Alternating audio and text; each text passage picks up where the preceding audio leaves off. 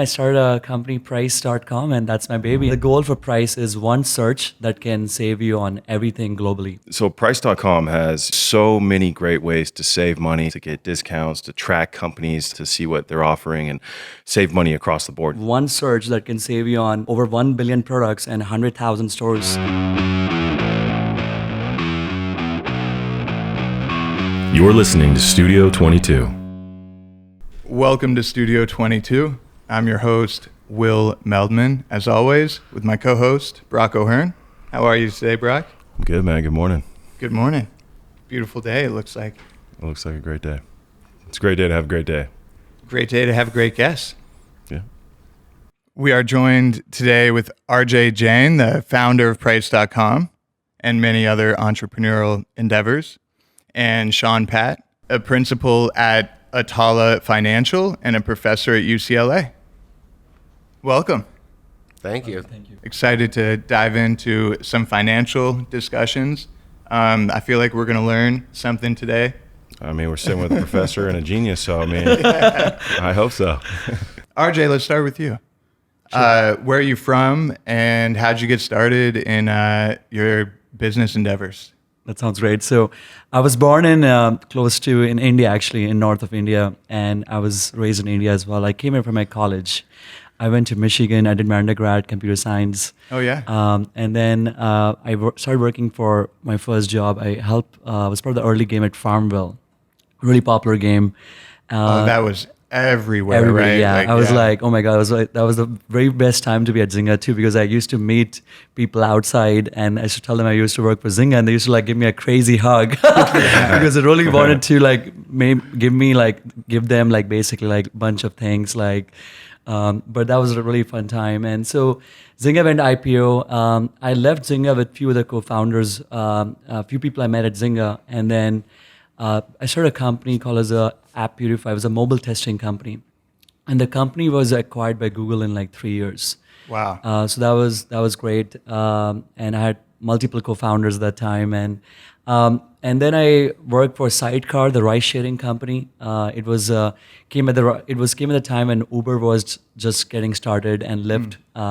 Uber didn't have even UberX. Lyft was not even launched at that time. Wow. So Sidecar launched first peer-to-peer ride-sharing in US, and I was a director there. I ran the platform team. So that was pretty amazing. Sidecar was bought by GM. Then I worked for a venture capital firm, Foundation Capital, as an EIR. Mostly focusing on tech investments and personally investing in 10 amazing companies. And then I started a company, Price.com, and that's my baby. I'm a solo founder, and I've been grinding very hard for the last 7 years now. And but the goal for Price is one search that can save you on everything globally. That's a vision that we have for Price. So we have over 100,000 stores now. Wow. And the goal is to help people fight inflation and help them save money. And that's the mission we are on right now. That's incredible. I mean, how much time did that take you? That's such a long list of amazing things and acquisitions, and wow. Yeah, I feel like I was lucky, right places, right timing at many of these companies. So I think that worked out great in my favor. I feel like when I when I started my company with App Purify, I think at that time, the Google didn't had the testing tools to. They have so many different devices, but they didn't had an easy way to test apps before it goes to the App Store.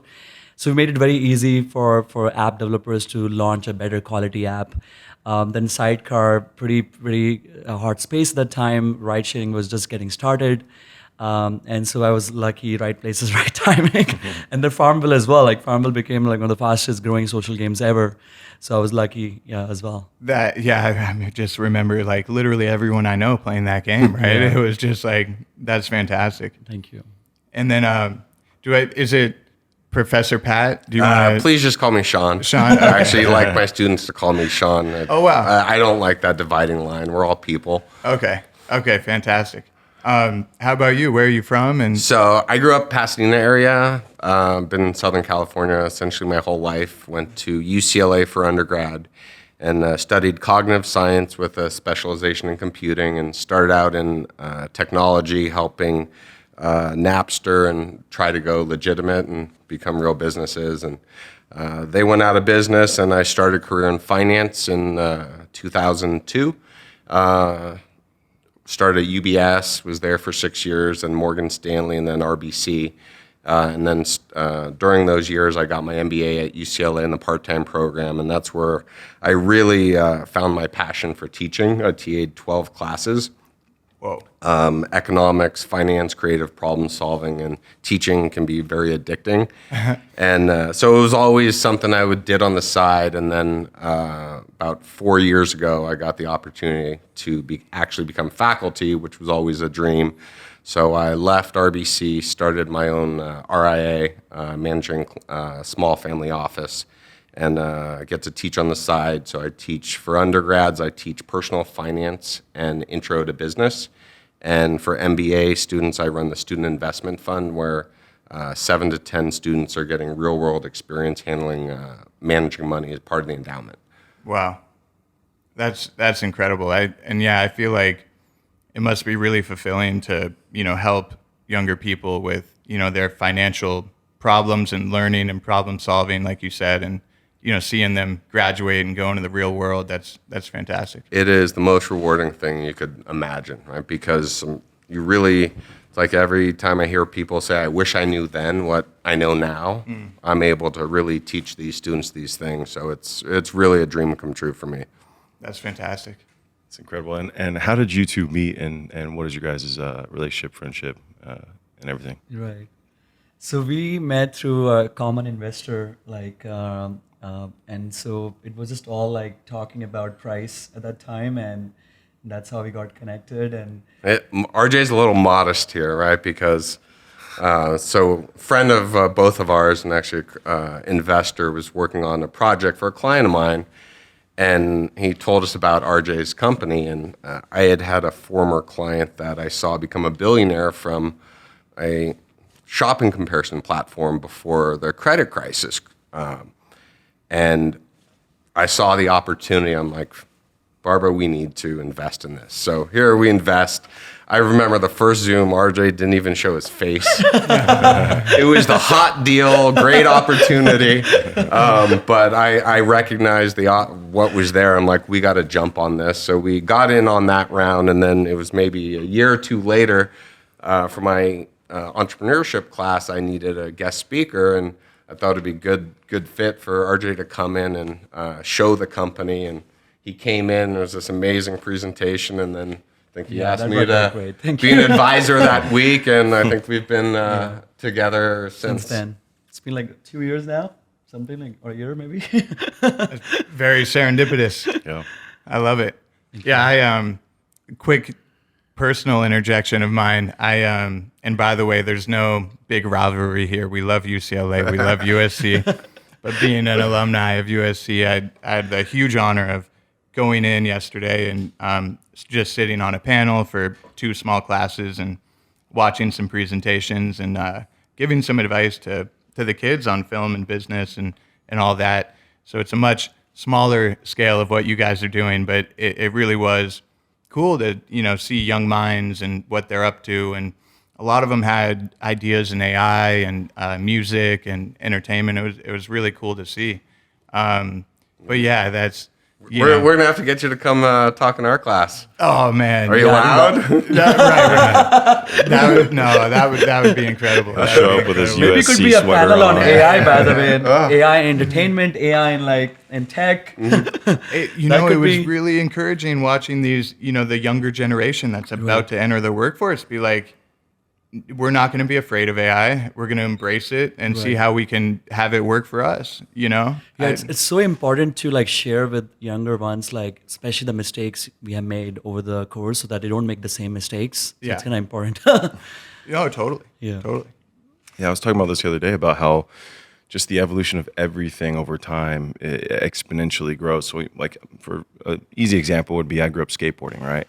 What kids are doing today, professionals were doing back in the day, and they can't even get sponsorships now because of the level of growth that there is now. So, and you see that, when Tony Hawk came out, he did a 900 or whatever it was, and now you've got kids doing that 4, 5, 6 times in a row, and it's just crazy. But it's the same thing in technology, it's the same thing in business, same thing. There's this exponential growth factor, and we see that with AI, and this is what people do, right? We evolve and we grow. And so knowing it's coming, whether we like it or not, in almost every industry, Right. AI is here, right? And so it's how can we work with it and what can we do to utilize it for our benefit? And you guys use a bit of AI from time to time, yeah, with what you're doing, or are you adopting it in I would ways? say you nailed it. Right now, it's fascinating because the people who are embracing it are taking their work to a whole next level. But you've got a whole, probably more than half the population that is still scared to use it, right? They're scared to see what it is and really figure it out. So we're seeing a big divide here right now, where my students, I redesigned all the deliverables this year because half of the ones from last year were too easy to do with AI. And I'm not going to pretend that they're not going to use it. So I encourage my students to use it everywhere, every way possible. Creative stuff, coming up ideas, questions for podcasts. It's truly amazing. Yeah. But I'm going to throw another school under the bus. Stanford, I had a 2-year intern, one of the smartest kids I've met. He's at Stanford now. They're not allowed to use AI. Right. At all. At all. Wow. Yeah. Right. Unless, you have very specific instructions on how to use it. Otherwise, they're just banned. So they're going to cripple their students. Right. Right. And I love hearing that, because what you're saying is I'm going to redesign what they need to turn in so it's more like human deliverables, where they can't take the shortcut with AI. They're kind of forced to do the assignment and get that human deliverable. Or, like you're saying, use it in a specific way, instead of just keep the same old thing, which is less work, right, for professors, but you're essentially just, they can use AI and do it pretty easily, right? Exactly. That was a pretty complicated way of just saying, I love how you're like integrating it and changing and adapting with it. It's the world where it's moving forward. It's going to be everything. Don't hide. Yeah. Right? Yeah. The world's always changing. I'm People pretty- hid from I'm the pretty- internet. Right. I pretty much use like ChatGPT every single day right now. Really? Yeah. And also like telling all my employees to use like ChatGPT, because it can really take the performance to the next level. For example, like I was like trying to write like a job description on LinkedIn, and I used like ChatGPT to write a job description, and it was like a perfect job description, by the way, as well. So it's like all the things you can do with like ChatGPT is like it's pretty amazing. Another example is like I'm a startup, like a scrappy startup, by the way, so I don't like to spend too much money on like reviewing the NDAs and like having my lawyers review the NDAs as well. So I use like this like a ChatGPT plugin in which I can upload like a PDF, and it can actually like analyze, and I can ask like a prompt like, hey, can you like see anything like absurd in this contract or this NDA, and anything like which is like kind of like not like common. And it can really spit out basically like all different things in the NDA, which is like not like standard. So it's a great use case of like just like saving money and all. But I use it pretty much very often these days for everything I do. That's amazing. I mean, I think that's great. And just having business in general is you mitigate the work that, it takes a lot of time. Exactly. And now if you can do it to ChatGPT or any other platforms like that, growth factor should be exponentially quicker, right? Right. Although there's one flip side to that, right? I call it the AI hype. Okay. Right. People now think AI can do everything. And so it's the buzzword. They try and throw AI at every single process when it's not needed in a lot of things, right? Again, you want stats, you want math and certainty. Don't use AI because it's going to hallucinate on you. Right. Yeah, and educating, the younger generation on, like you said, the use cases for it, I think it's really important, right? Mm-hmm. Well, we have this amazing book sitting here. It says your name right there on the front, nice and big. You want to tell us about the inspiration behind that? And so the inspiration behind this book was actually it's ChatGPT, and using it when I myself am a poor writer. I'd always give myself maybe a 3 out of 10 on the writing scale. AI came along, and now it's a strength. One of my wife's clients is an influencer, and she's asking me to write Instagram posts for her, and I'm not good at writing. So I realized that I could write a textbook for my UCLA class in personal finance. So not this one, but I started writing the textbook, and I wrote about a 300-page textbook, the first draft in about 2 weeks. wow. And started getting some feedback on it. Realized it was too high level for the average person. It was great for the UCLA student who really understood some of the math behind it, but I realized I needed a simpler version. So I started talking to RJ about it because it kind of fits along a lot of the same kind of demographics of the young people that are more focused on spending and budgeting than investing in the other stuff. And so I set to work and started from the day I started writing this book. I had it on Amazon for sale in 9 days because ChatGPT really did the heavy lifting on the writing. I just would put my ideas in there, and it just really outlined it, made me sound good in ways that I could never do on my own. That's fantastic. And then, I mean, I believe there's a Price.com inclusion on the back, right? The credit. Yeah. Did you guys work together on that at all, or is that Right. It was a collaboration. Yeah. So I think like I think our big vision and mission is to create financial freedom. And that's what like Professor UCLA and we have in common as well, like Professor Shawn Patt. So I think that's like how I wanted to be involved, and I talked to him and I said like I can get more exposure and things like that. So that's the collaboration that we did together. Oh, that's great. Yeah. Yeah, absolutely. Yeah. For everyone out there, Shawn has generously invited us to one free week of Mind Your Own Money. The link will be in the description with a coupon code, and that is an amazing offer. Thank you for that. More important to get the content out there, right? So it'll be on Kindle version, will be free for a week. That is amazing. So everybody get out there and get your free copy of the book and check it out. It's the perfect time for it. And, you're going to learn a lot of fascinating things that, some of the stuff we covered today. So Price.com has, RG took me through it personally, and it blew my mind, even the first time I heard about it, long before we'd even met. But there's so many great ways to save money, so many ways to get discounts, to track companies, to see what, are coming up or what they're offering, and save money across the board. Now, you said you have 100,000 partners, right, with different companies on your platform. And 100,000 stores that we support. Okay. Yeah. Not everyone is a partner. Okay. That's good. Okay. Thank you for correcting that.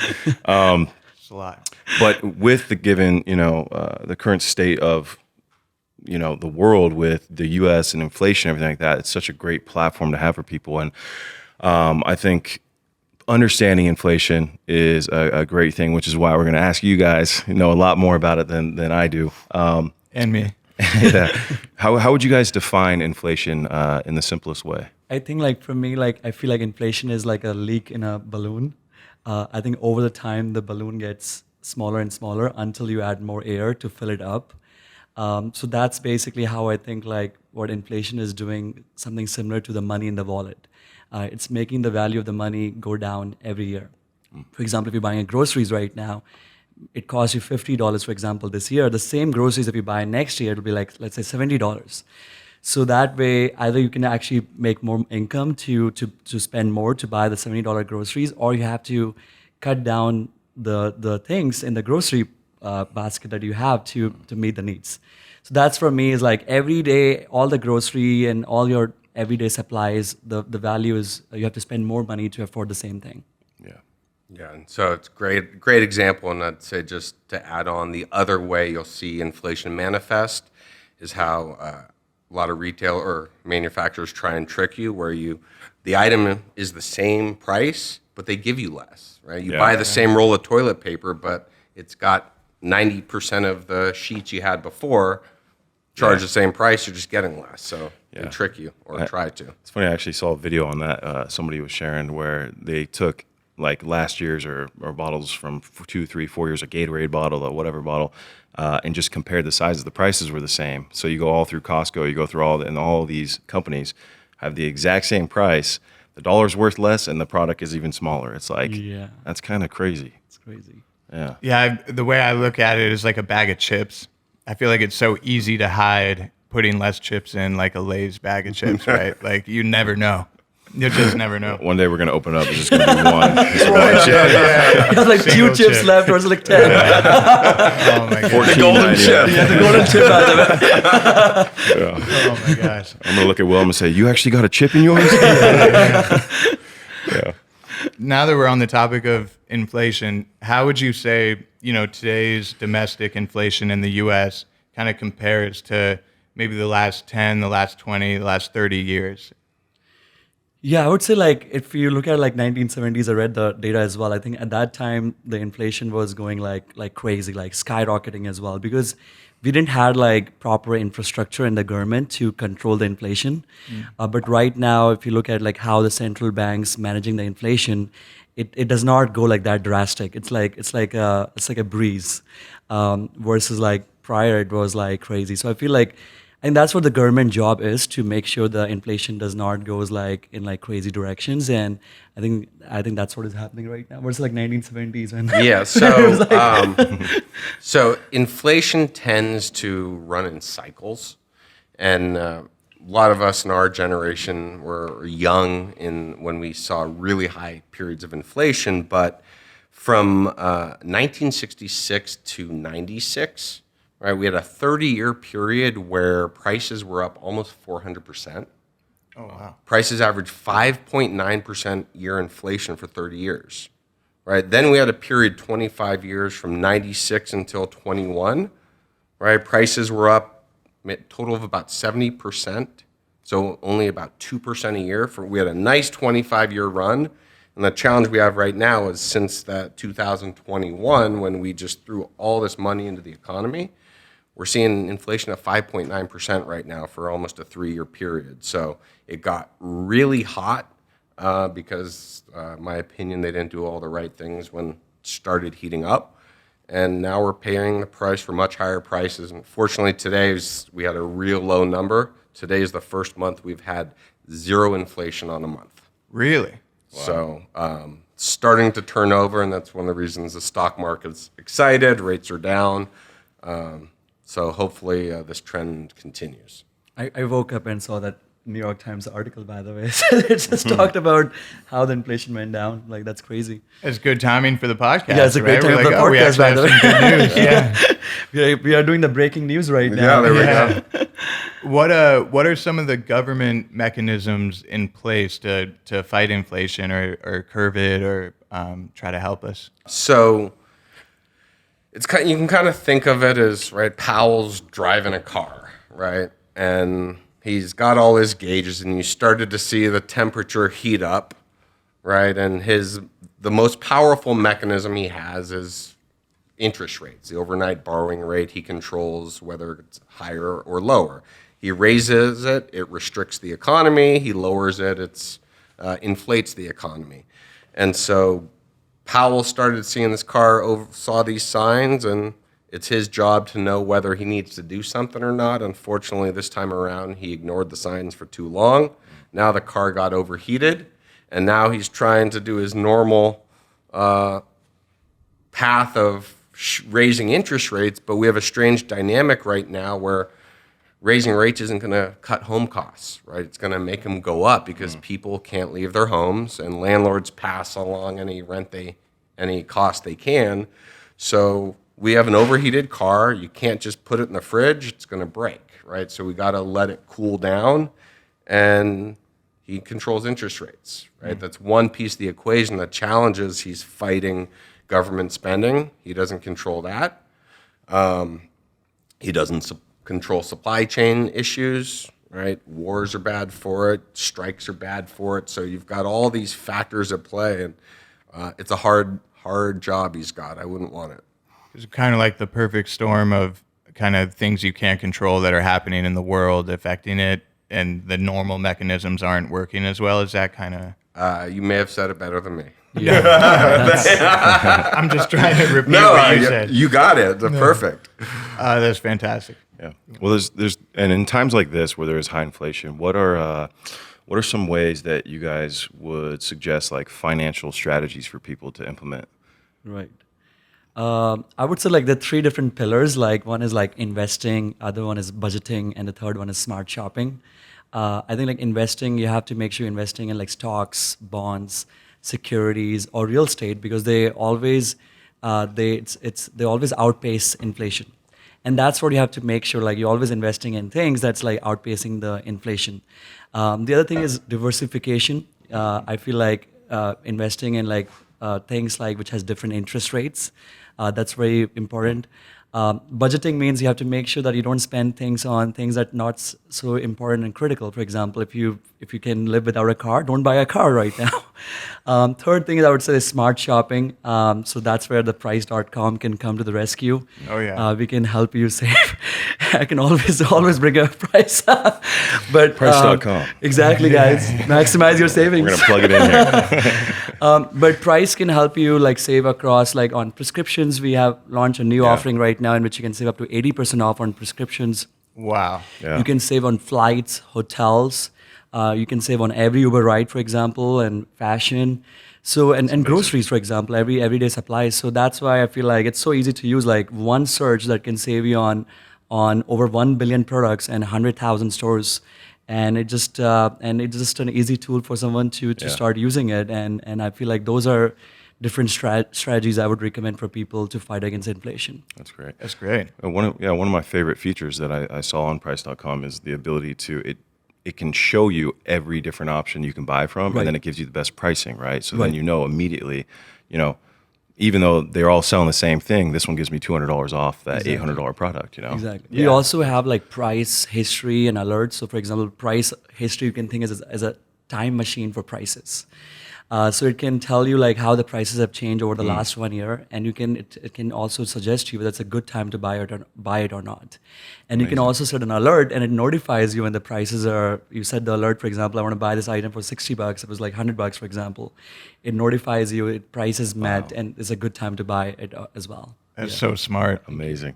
Such a helpful tool. Yeah, thank you. Right? Because that's one of the biggest things is like comparing how prices were and how prices are, and like really trying to navigate the field and get the best deals. Thank you. That's Well, really exciting. along that point, and it's one of the reasons I love the company and how the product works, right, is most people, if you have to spend all the time and energy doing the research trying to find your best product, you're not really going to do it. For me, Price integrates seamless, right? If I'm shopping, right, a pair of Vans shoes on Vans' website, boom, it's the same price at Walmart with cash back, right?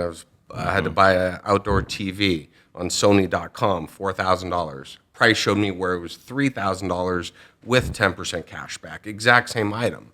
Yeah. Right. So it integrates perfectly with your normal shopping habits, because if you have to change it too much, it's then it hard does not to work fully out. change Exactly. people's behavior. Right. Amazing. Yeah, I mean, it literally, I mean, I like that term, smart shopping. Yep. Is that something you use often? We use for- pretty often like smart shopping. Our mission is we say our tagline is like maximize your savings, but smart shopping is what we go for too. Yeah, That's fantastic. thank you. With Chapter 5, smart Chapter 5, shopping. There we go. I knew it was an important word. There's a chapter on price.com as well on this in this book. So what we saw during the pandemic, and then obviously with inflation starting very heavily within 2021 moving forward, a lot of small businesses were affected. How can small businesses utilize something like Price.com to help them? it's a great question, by the way. So we do a lot of different things at Price to get them additional exposure. For example, we have like a newsletters that we sent out just for small businesses. We have a special section on Price.com talking about small businesses as well. But at the same time, like small business can use like tools like dynamic pricing, for example, to be very competitive. Because it's important, like they can use AI to really know what price they should sell the item for, depending on the demand in the market. wow.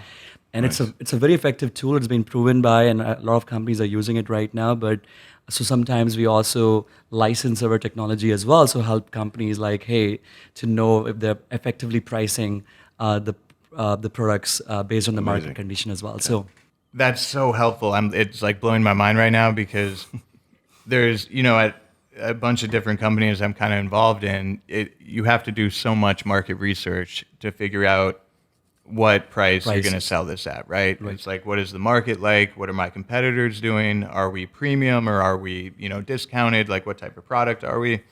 And, if there's just that one tool, one place to go for that, I mean, you're saving so much time, right? I mean, that's fantastic. thank you. Just think for a small business where working capital is critical, right?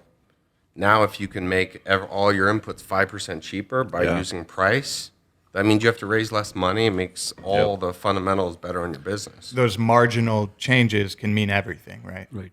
Yeah. And things become really expensive, by the way, for like smaller businesses right now. Everything is so much more expensive, like any kind of equipments you're buying and things like that. So we can also help them save money on all the things that they're buying it for their restaurants or for the hotels and for the coffee shops. So that's why one of the angles that we have right now, very consumer focused, but we also expanding into like helping our businesses save money for everything they're buying at their shops. And I think that's the big vision that we have for Price as well. That's amazing. Yeah, is that like is there a space for wholesaling more or less on Price.com? Is that kind of a I think that's direction you guys something go? we are looking into. For example, we're working with Dream Hotel in Hollywood right now, the Dream Hotel in Hollywood. So they're buying like bulk supplies right now. They buy like bunch of lamps or mattresses in the hotel, and they have used Price, and we save them a lot of money as well. So that's awesome. Now we're thinking about expanding it to like other hotel chains and things down the line as well too. That's amazing. Thank you. Yeah, that could be huge. Yep. It's funny. I feel like Dwight Schrute from The Office sometimes because the price of paper went up for our comic books, and I'm like sitting here regulating the price of paper. Like, Make sure you're using Price for all your supplies and everything you're buying at your house. oh, it's gonna be my one-stop shop for everything. That's 100%. I love using it for I've been more on like the retail consumer side of it, right? Which has been great. But for helping out your own into, business is something like I think is great as well. Yeah, that'll be a new feature that I'm all over. Yeah, and that's I think for a small business to come in, and if they are able to like you're saying, take 5% off of the overall price versus their competitors, then all of a sudden they're at the top of the list on Price.com, and that's going to be most likely, in my opinion, what people are going to pick, right? So that can help a business if you're able to do that. I think it can make their margins go way up. Their returns can be so much better, and that's like such an incredible thing to offer people. So thank you for being awesome. Thank you for getting the word out. Of course. No, it needs to be out there. You have a lot of technology in Price.com. I would love to hear more about some of the advanced technologies that you guys have. What are they, and how do you guys implement them? Right. So the biggest one is like the one search that we spent out building many, many years on. One search that can save you on 100,000 stores, 1 billion products. And we have to constantly refresh them as well. Like prices keep changing all the time. Like Amazon changes the pricing multiple times a day.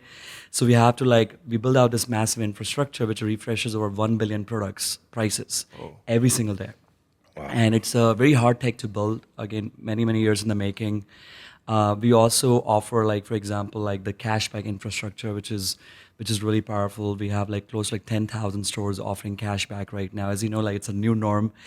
Capital One and all the banks promote it right now, but to get the cashback and to get and to redeem the rewards. Then we also have an infrastructure around for example, we do the comparison shopping. And the comparison shopping is what took us many years to build as well, because we're not just comparing a new item to a new item, we also compare a new item to a slightly used item. And that's where the deep learning and AI went into it. And so think about this, you go in buying from Nordstrom, we can match the same item to Poshmark or Rent the Runway. And it's a very hard tech to build. So that's where we have spent many years building it out. But we have a browser extension, app, website, so many different ways people can use it.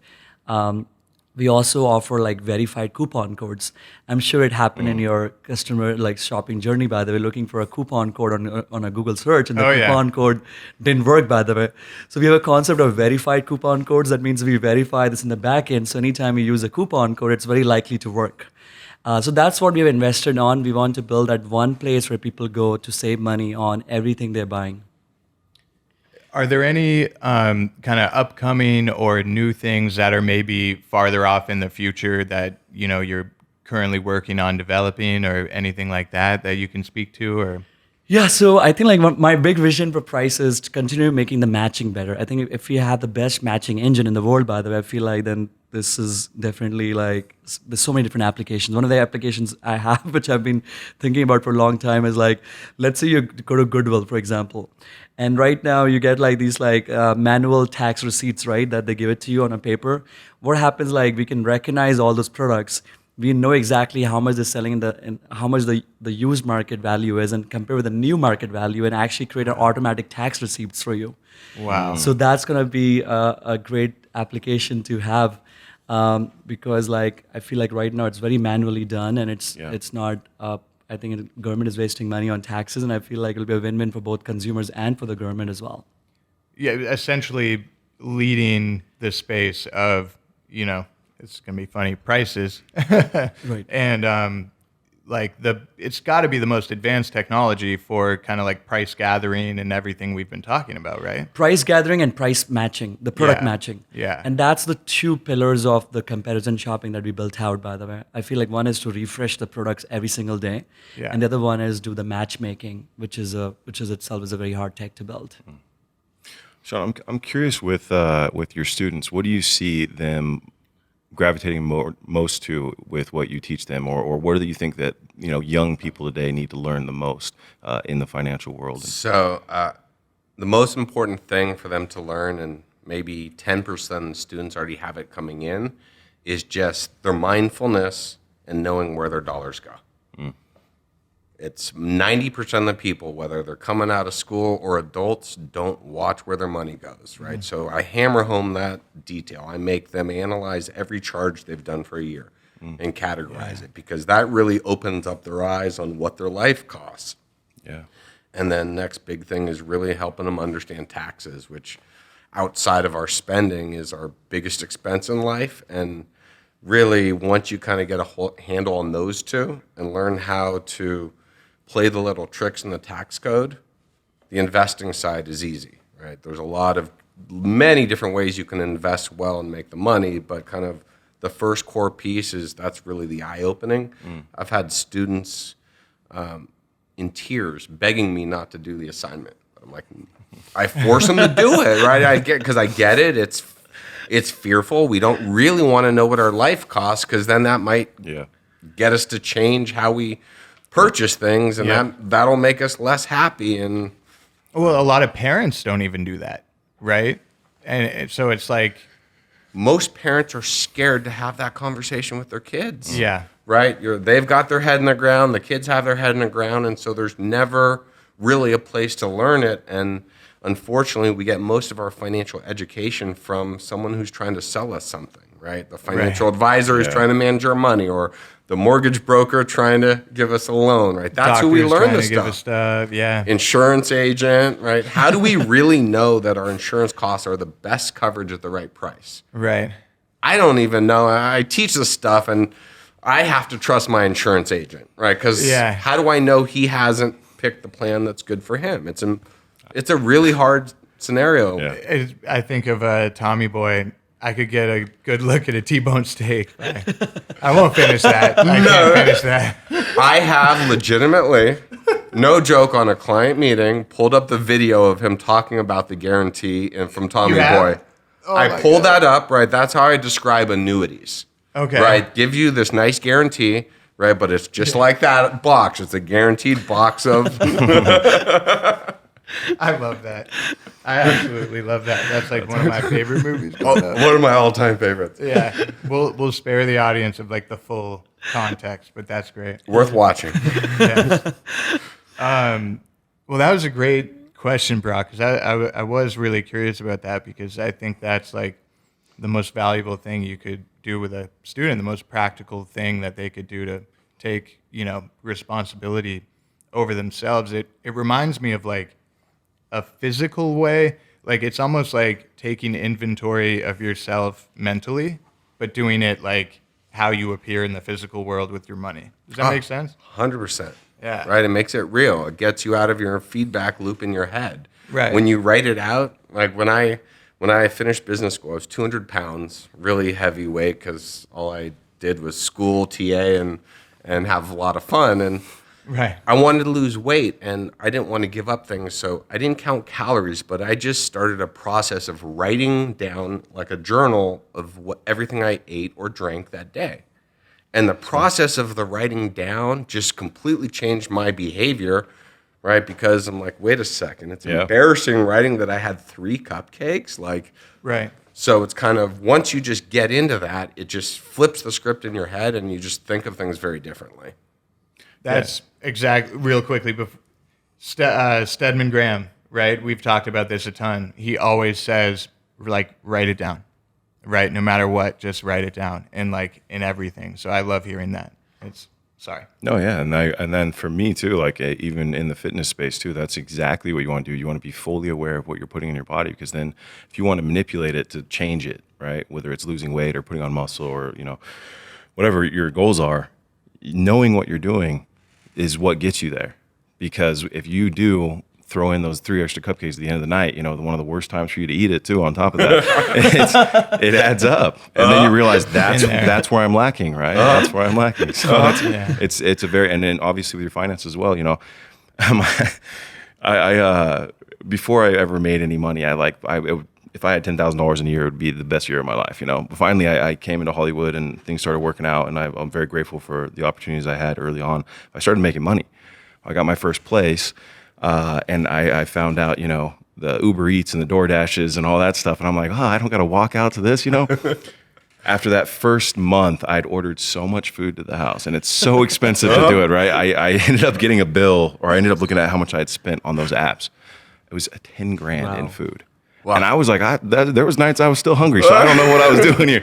Just over expense, and it changed the way that I spent money on food after that. I'm like, I can eat at home 5 days of the week, and I can order food, 1 or 2 of the other nights, and I'll be totally fine. But it was that perspective of like, I didn't even have money before that. Then I'm spending $10,000 on food. That's insane. Wow. Now imagine, it's disturbing. If you didn't have that number called out for you, and it's just part of your checking account, and it gets lost. You don't have that awareness. At least for you, it was fully broken out, and like, whoa. Yeah. I had one kid yell Massive at me shift. once for making him give up Chipotle.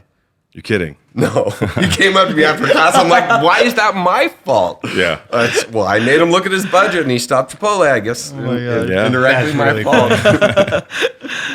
But no, that awareness, then you can, more consciously make decisions moving forward, and it benefits your life, as long as you're still happy, enjoying life. But if it helps, especially in times like this, to help fight the inflation, to help, create a very sustainable lifestyle that doesn't hurt you in other areas of your life, like it's a great way to look at it. And I think more people should be aware of that, because it's changed my life. Yeah. I'm not trying to spend $10,000 on food ever again for 1 month. Right. Yeah.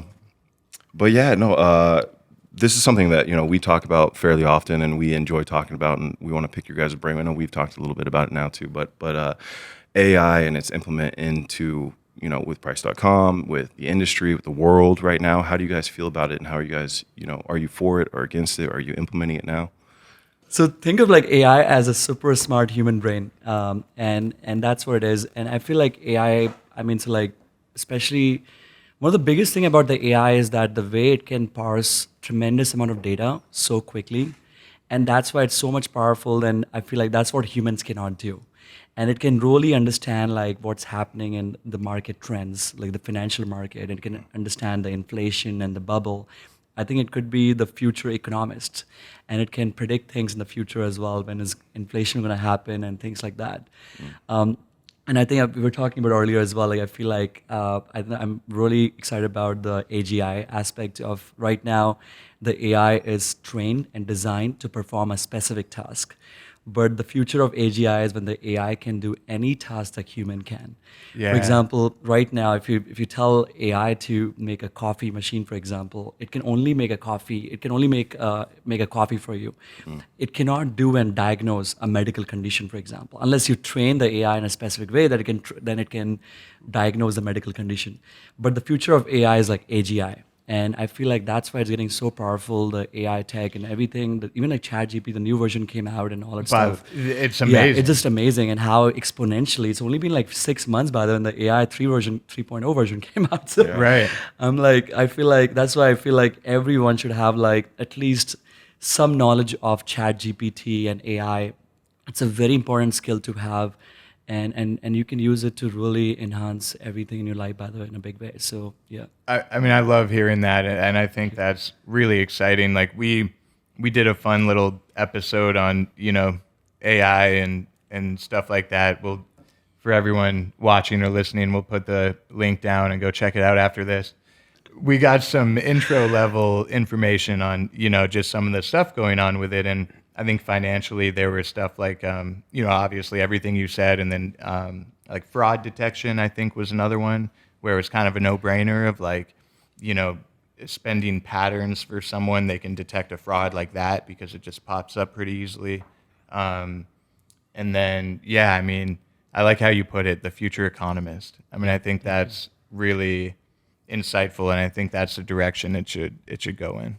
Right. So I think the two biggest ways I see AI really affecting kind of the personal finance level and shopping is, right, making it easier to find the best price with the least amount of friction, right? A lot of people mistakenly think Amazon is the cheapest out there. It's usually the quickest delivery, but there's lots of other ways you can get better pricing, and right, AI will help you kind of eliminate that friction, right? Bring price points down.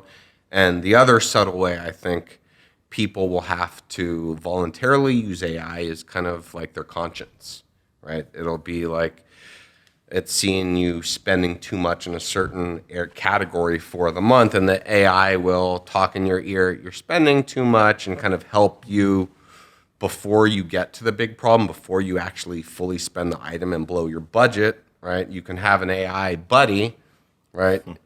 Instead of talking to your wife or your partner, whoever, it's this AI that is kind of like feeding you this information, helping you be better and resist some of those impulses, right? You're humans, kind of like in the exercise world, having this little companion that every time you go to eat that cupcake, it says, you don't want that, right? And kind of helps you get out of the moment and be more rational when a lot of our purchases are emotional. Well, and imagine an AI bot trained by you, right?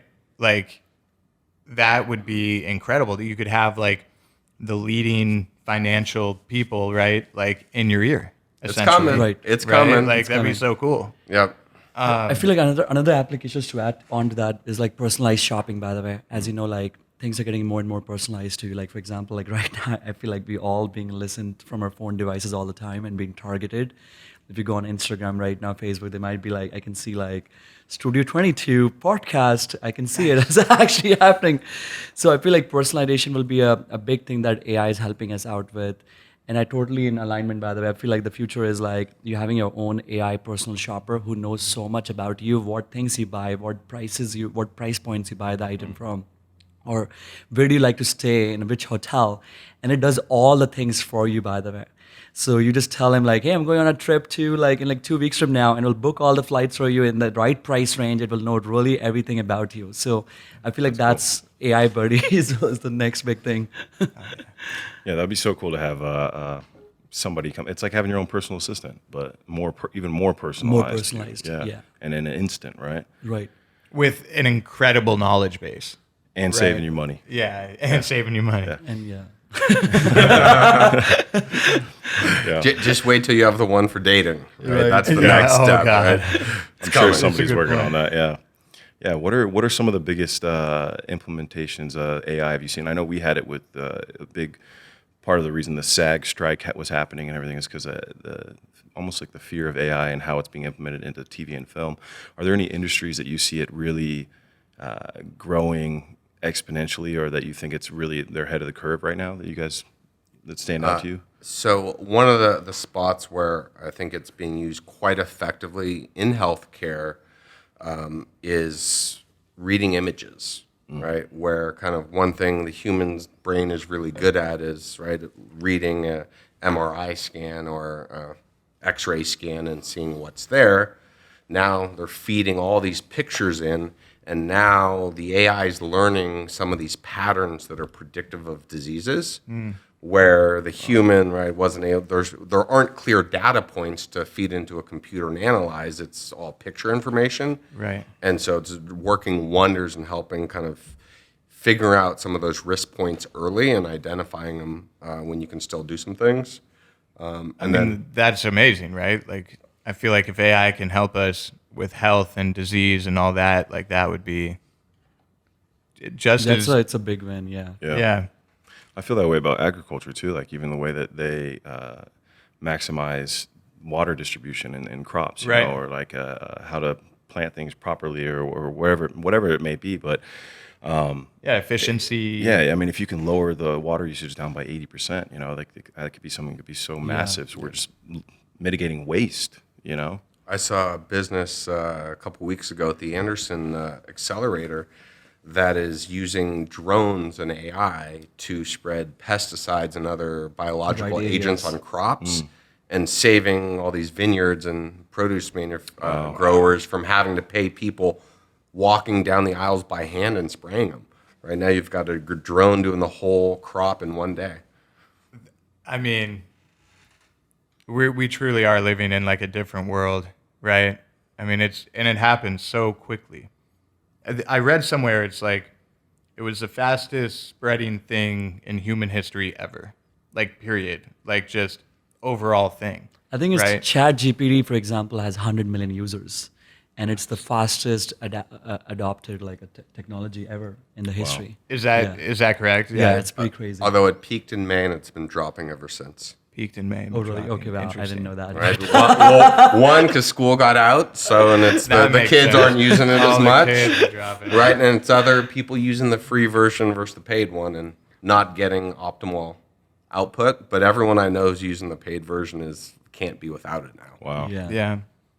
Yeah. What were some of the features on the new one that you said? You can upload a photo and it'll edit it for you.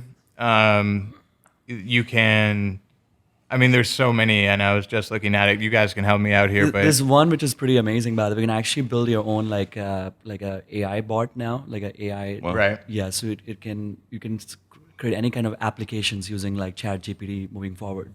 So you That's can cool. create like like an application which can help you with building your, for example, like a portfolio for your, which is, I mean, it's not trying to automate you, by the way. What do you do? But it can tell you, like, for example, like it can help you create like a personalized portfolio for you, what stocks to invest in and things like Yeah. that. So yeah, that's like a big feature that just came out, I think. Yeah. Yeah, so I created a chat bot that uses my college textbook as its core knowledge base, so it makes less mistakes. I want RJ to build one for Price that you could have your chat bot that in the back end does all the queries through Price for you. Right. No, that's Right. he was suggesting me that, and it makes so Yeah. much sense for us. I think, of course, we have a challenge. We work with like a prices in real time. Like we have to keep updating the price freshness, and usually when you deploy these applications, it's more for like it's like much more like static, I would say. But it cannot be like getting like real time pricing data that we can feed into these systems. Yeah. So that's like one challenge we have, but it's great for like, for example, it can actually help you like figuring out what products to buy. Like if you're going to like a date night, I'm looking for like a black tuxedo and all the stuff, what brands. Yeah. And so it can help you with the research aspect, which is something I'm thinking about building Yeah. as well. Yeah. So you're kind of saying like how ChatGPT really doesn't use information before like 2019 or something like that? 2021. 2020? Yeah, something 21? like that. Yeah. Okay. Unless you have the plugin, You have the plugin. and then it can Oh, like okay. search the current web. Interesting. Right, but Okay. still, like the real-time pricing is very hard to feed into these Yeah. Chat GPT applications right Interesting. now. Yeah, You guys should do a version that's like a Siri, like a hey, find me the best tuxedo in this area. You know. Right, Just exactly. have people can just talk right into it. yeah. Yeah, voice activation. Less getting lazy with the thumbs. There's a lot of typing. Yeah, these I think days, I yeah. showed. Right. I think I showed you briefly as well. We just launched price for like savings in restaurants now. Yeah. So we added like 20,000 restaurants. You can actually save on amazing. like nearby locations. So that could be a great thing to add as well. Yeah. Love that. Supporting, local business and businesses, getting retailer reward, or yeah. customers, discounts and Exactly. Yeah, that's amazing. Thank you. I have a random question for for it. the audience out there. Yes. Because I know people will want to hear about this. But what was it like working with Farmville and being a part of that journey? Because I feel like people definitely want to hear about that. Right. So I was a software engineer from Michigan, by the way. I just graduated from college, and I was playing a lot of like Zynga games when I was in the college. By the way, I used to play Zynga poker. and Mafia Wars and all these different Yeah, games. yeah. So I was like, the only company I wanted to apply for or work for at that time was like Farmville, by the way, and like so the Zynga, because I was having such a fun time with like playing, and I thought like if I can do both, join a job where I can make money and have a great time, that's perfect job to have. So then I joined, I started working for Farmville, and I think when I joined, the Farmville was getting started, and it became one of the fastest growing social games ever, and it was so much fun to be part of. Like we had like a very small team, like 100 people when I joined Farmville. Then I also shifted my focus on actually building out tools to help out all game studios Zynga-wide. So that became my focus at Zynga afterwards, and a lot of the tools I built out became like something which was used by a lot of game studios, and it was a great journey, by the way. Yeah. That, I mean, you literally saw like the bigger picture, right? Like you went in and then you're like, oh, I could build something for every game studio, and then Exactly. That's So amazing. That's how it all became into, yeah. That's innovation, leadership. That's really cool. Creativity. That's amazing. Because a lot of times we were like building out tools which was only used by one specific studio. So I thought like build tools that could help out all game studios at the same time. That was like how the thinking went into it. I'm really interested in that world, so I'll pick your brain after the podcast or something. But thanks for letting us know. Welcome. So, what are some common misconceptions that the public should be aware of with inflation? We go first? Sure. First one is kind of the headline Fed story that interest rates cure inflation. It's much more nuanced and dynamic than just an interest rate number driving the price of everything. And the second is that inflation just means higher prices, right? That's not true. Inflation may mean, so you're getting something else for the same price, a substitute. So for example, let's say you love burgers and an In-N-Out burger is $5. Due to inflation, now it's $8. And you look at your budget and you can't afford that, so you switch to McDonald's, right? Because you can only spend $5, so you spend $5 on a Big Mac instead of $8 on an In-N-Out burger. According to our government, how they do inflation, there is none, right? You're still paying $5 for a burger, so according to these government numbers, your cost of living hasn't gone up because you can still afford to eat, right? So that's one of the reasons all these numbers they throw at us are just wrong. You add up your own budget, you look at what your real costs are, it's probably a lot higher than any of these official numbers. Wow. I've seen a lot of videos, just like you're saying, where they're basically, videoing themselves at a store, and they're like, I literally just bought this for $5 and now it's 10. There's no way it's only X% inflation, right? Yeah. And like you said, I feel like that's the only thing we can trust really, is like what's right in front of us and what's within our own budget and what can we control and what makes sense. Yeah, I'll add onto it, by the way. So I feel like people also think about some of the misconceptions they have is about like the prices of everything goes up, and that's not true, by the way. I think like some things goes up, some things like they won't go up, and other big misconception people have is like I feel like that you should save during inflation. And I feel like you should invest during inflation as well, because I feel like if you, as I mentioned earlier, because the value of the money keeps going down. So I think if you start investing during inflation, I think that's big, and that'll help you outpace inflation as well. Yeah, I remember one thing I found interesting was the gas prices during mainly in the pandemic, but seeing them go up so high, and it's saying it's caused to inflation, right, and all this different stuff. But then the companies are garnering billions of dollars in extra revenue. And I'm like, how is that? It's not benefiting us at all in that point. It's just kind of hurting the public in general. So it's about, there's all these different ebbs and flows of it, and all the different companies. So it's about, I think, maybe using a company like Price.com, maximizing your savings, and finding that budget point that you can still live a lifestyle that's comfortable to you, but you're not putting yourself in a situation where you're in a financial crisis necessarily. You cannot make your meets need, by the way. Yeah. By the way, and reading Mind Your Own Money. Mind Your Own Money. With that combination, you'll be the Terminator of the economy. Really just getting you in the right mindset, right? That's what life is all about. exercise, money, right? You Yeah. name it, for the right mindset, you'll win at life. Yeah. I think you should challenge people. You wrote it in 9 days. You challenge to read it in 9 days. I should begin a challenge today. I think like another misconception I would say is like people think like inflation is bad, but I feel like small inflation is good because it leads to more investing and spending and Yeah. great for the economy as well. But high inflation is really bad. That creates instability and that creates so much of stress and everything for people. Yeah. What are some of the ways that inflation could be brought back down? Like how can we mitigate that, or what can we do? What would the government be able to do? What's the overall plan that would help that? Yeah. Right. Feel, go ahead. Go ahead. We don't have to Go answer that question. I just don't know. I'm just asking curiously. Yeah, I think like on the personal level, right? If Yeah. you, me, and everyone cut back our spending, right? That's what the Fed would love, right? Our money out there buying everything, living our lives, that's what keeps prices high. The reason we haven't really seen inflation come down yet is because it's the human nature action, right? When prices go up, first step is to spend our savings, spend beyond what we make. Next step is start going on credit cards. Then you start realizing, this isn't sustainable, and then you start making your cut. So I think kind of right now is where people are starting to do their cuts, but they need to do it a lot sooner. But people want to be happy, and too many people think that they'd rather keep spending for immediate happiness. Didn't the human nature part is very, very significant in that equation. The credit card debt didn't just hit like $1 trillion $1 trillion, yeah. It's pretty for the crazy. first time ever, right? Ever, yeah. I mean, wow.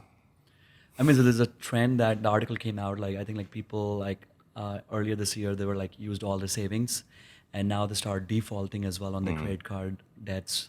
I feel like the next 12 years will be really hard. And I feel like people have to start taking some strong measures right now. Yeah. And yeah. I feel like, especially with social media, I think we're getting all spoiled by it because we're seeing all these things people are doing, having fun and all that stuff. And so people start comparing other people's lifestyle with their own, and they start like spending money on experiences and things. And yeah, it's just Fear of missing out. It's Fear the of most missing out. dangerous Oh, no. thing.